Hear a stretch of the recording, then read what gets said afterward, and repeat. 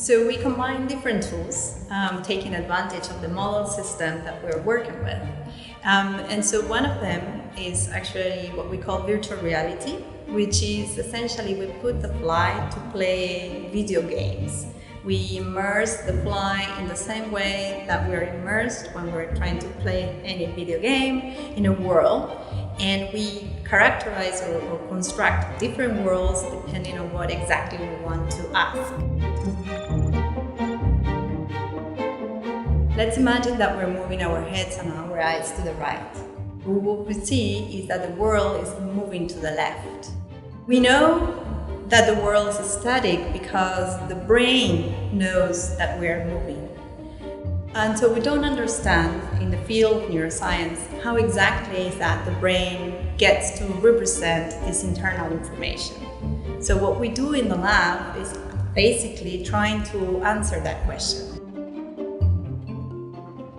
The advantage of putting the fly in this virtual reality world is that we can control the world very well, so we know exactly what kind of sensory information or what kind of a state of the world the animal is in. And we combine this with perturbations of different populations of neurons using the genetic tools of the fly, and that will indicate us what neurons and what regions in the brain of the fly are involved in controlling the interaction of the animal with this virtual world. Let's imagine that we're trying to walk on a straight line. We think of this as a very simple task, but in fact it's very difficult to do. And you will notice this immediately after you close your eyes and you try to maintain this trajectory or path in a straight line. After a couple of steps, your path is going to be deterring from a straight course. So what we had just recently found is that this is exactly the same for the fly. The fly depends a lot on visual information that is generated by her own movements to be able to maintain a very straight course. The second thing we have actually recently discovered is a population of neurons, a neural network that is actually processing this kind of visual information, and it's also able to control the movements of the fly.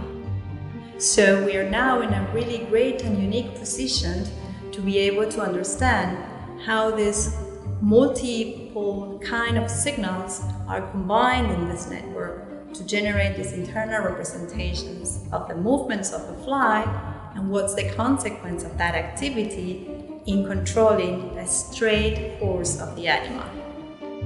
Insects and humans are separated by millions of years of evolution, and yet the control of their locomotive system is remarkably similar.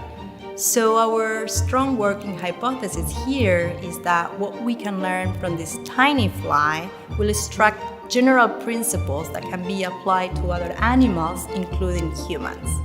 In the particular context of our motor control system, we might actually learn how to develop technology that will assist and facilitate conditions in which motor control is actually affected.